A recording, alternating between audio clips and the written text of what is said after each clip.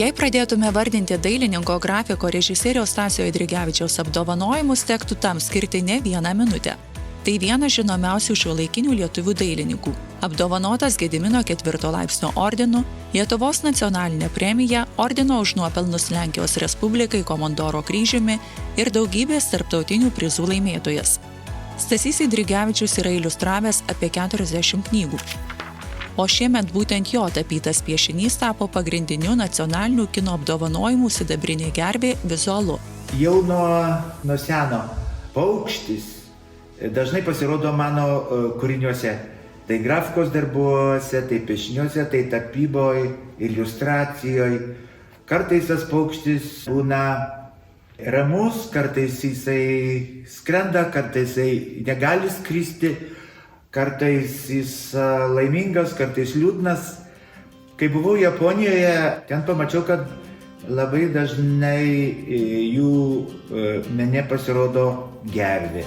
Stasys Eidrigevičius iki šiol savo tapyboje neakcentavo dėmesio gervėms, bet kai praėjusiais metais gavo pasiūlymą sukurti pagrindinį nacionalinių kino apdovanojimų vizualą, dailininko pirštai nutapė 2 gervių ir žmogaus galvas. Viena iš tokių tradicinių technikų yra pastelė, kada kreidelėmis atsargiai ant popieriaus pieši.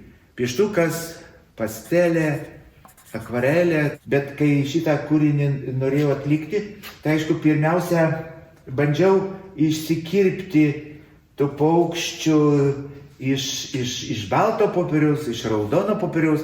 Tie paukščiai, aišku, gali atlikti savotišką teatrą, susitikti, gali,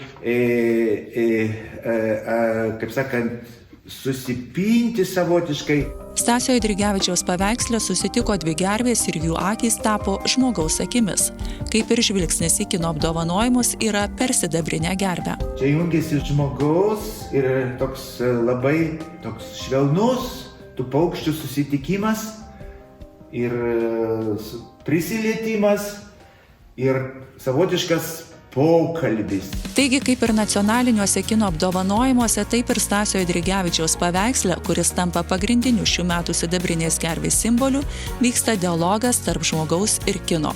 Sveikinu su filmo švente ir džiaugiuosi, kad to šventėj įnešu savo kūrybos dalelytę. Apdovanojimų ceremonija vyks birželio 9 dieną Lietuvos valstybinio simfoninio orkestro koncertų salėje.